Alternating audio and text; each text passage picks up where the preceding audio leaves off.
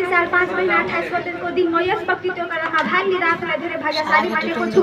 म पैसाको बारेमा भन्न गइरहेको छु, कृपया तपाईहरू ध्यानपूर्वक सुनिदिनु होला भन्ने म आशा गर्दछु। सबैभन्दा पहिला पैसा भनेको के हो? यसले हाम्रो विश्वलाई कस्तो अगाडि बढाएको छ। पैसाले हाम्रो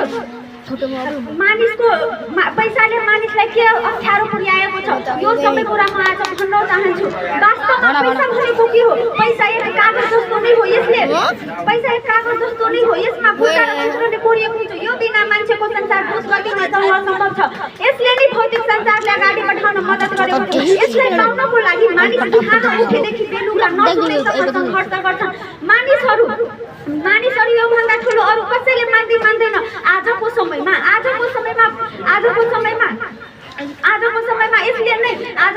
यसले नै मान्छेको चाहना र आवश्यकता परिपूर्ति गर्न मद्दत गरेको छ। आजको संसारमा पैसा बिना केही कुरा पाउन र बनाउन सक्दैन। पैसाले गर्दा नि मानिसहरू एक ठाउँबाट अर्को ठाउँ सजिलैसँग पुग्न सक्छ। पैसाले मानिसहरू पौष्टिक खाना, व्यवस्था, स्तरीय शिक्षा लगायत थुप्रै कुराहरू किन्छन्। गाउँ घरभन्दा सहर बजारमा पैसाको अन्त्य आवश्यकता हुन्छ।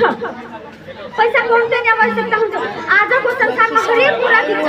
त्यसैले मानिसहरू सही र गलत कार्य गरेर पैसा कमाउँछ।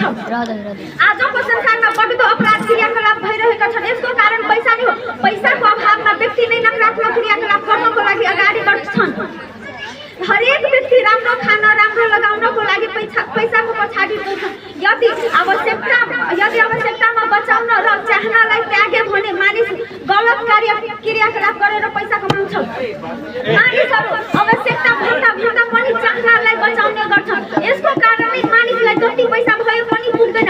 हामीले पैसालाई मालिकको रूपमा लिनु हुँदैन, यसलाई नोकरको रूपमा लिनुपर्छ। हामीले पैसाको पछाडि लाग्ने होइन कि हाम्रो पछाडि लाग्ने ज्ञान, सिप, कला र विज्ञान प्राप्त गर्नुपर्छ। हामीले पैसाको दुरुपयोग नगरेर यसको सदुपयोग गर्नुपर्छ। हामीले आवश्यकता अनुसार खर्च गर्नु नै बुद्धिमानी हुन्छ। जबसम्म हामी आवश्यकतामा बाँच्दैछौँ तबसम्म हामीलाई हाम्रो पैसा पुग्दैन। त्यसैले हामीले आवश्यकतामा बाँच्नुपर्छ र आवश्यकता अनुसार पैसा कमाउनु। मानिस आफ्नो आधारभूत कुरा गर्नको लागि सही र उपयोगी कार्य गरेर पैसा कमाउँछ। त्यही भएर पैसा कम नहोस् भने म तपाईहरूलाई 4-5 कुरा भन्न चाहन्छु। हामीलाई सही र उपयोगी कुरामा मात्र खर्च गर्नुपर्छ। हामीलाई चाहिने कुरामा मात्र खर्च गर्नुपर्छ। हामीलाई बेहुरको खर्च गर्नु पर्दैन। हामीले अरूले गरेको देखेर आवश्यकता अनुसार हामीले मात्र ऋण लिनुपर्छ। अरूलाई देखाउनको लागि हामीलाई खर्च गर्नु पर्दैन। किनकि पैसा कसले आउँछ भने एउटा लेबर वा मजदुर मान्छेलाई मात्र थाहा हुन्छ। धनी मान्छेले यसलाई घाँसको मैला भनेर टार दिन्छ। त्यही भएर